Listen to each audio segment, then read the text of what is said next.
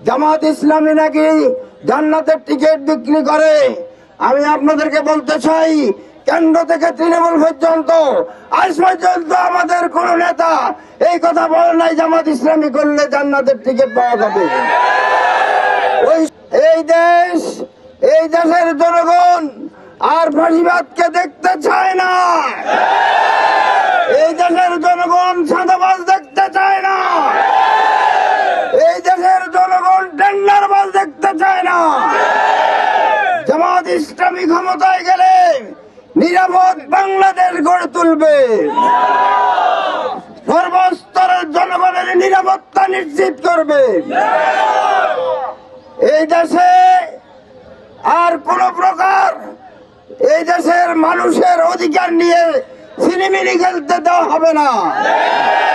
হিন্দু, মুসলিম, বৌদ্ধ, খ্রিস্টান সকল মানুষের অধিকার নিশ্চিত করবে, শ্রমিকের অধিকার নিশ্চিত করবে, নারীদের ইজ্জত সম্মান রক্ষা করবে, কৃষকদের ন্যায্য মূল্য সার বীজ সরবরাহ করা হবে এবং শিক্ষাক্ষেত্রে সুশিক্ষা ব্যবস্থার মাধ্যমে এই দেশের ছাত্র ছাত্রীদেরকে সুশিক্ষিত করে এই দেশের সম্পদে রূপান্তরিত করা হবে। বাংলাদেশ জামাত ইসলামী ক্ষমতায় গেলে আগামী 5 বছরের মধ্যে স্বনির্ভর বাংলাদেশ গড়ে তুলবে এবং দুর্নীতিমুক্ত প্রশাসন, হয়রানি মুক্ত প্রশাসন গড়ে তুলবে। সম্মানিত ভাইয়েরা, আমাদের বিরুদ্ধে একটা অপপ্রচার চালাচ্ছে জামাত ইসলামী নাকি জান্নাতের টিকিট বিক্রি করে। আমি আপনাদেরকে বলতে চাই, কেন্দ্র থেকে তৃণমূল পর্যন্ত আজ পর্যন্ত আমাদের কোন নেতা এই কথা বলে নাই জামাত ইসলামী করলে জান্নাতের টিকিট পাওয়া যাবে। ওই সমস্ত মিথ্যাবাদীরা, ষড়যন্ত্রকারীরা এই সমস্ত অপবাদ প্রচার করছে।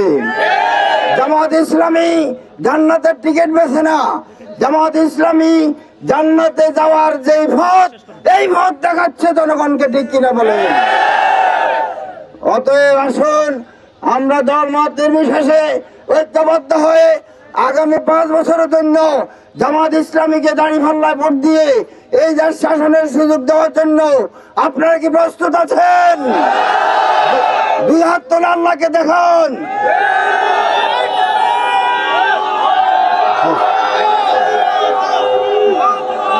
আপনাদের সবাইকে আন্তরিক মোবারকবাদ জানিয়ে আজকের এই প্রোগ্রাম সফল করায় আমি ধন্যবাদ জানাচ্ছি এবং আগামীতে বিজয় অর্জন পর্যন্ত আমরা এইভাবে ডাক দিলে সকল আন্দোলনে ঝাঁপিয়ে পড়বো। রাজি আছি তো?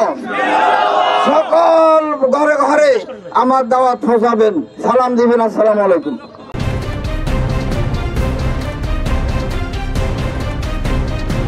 জেড টিভি বাংলা, নতুন ভাবনায় প্রতিদিন।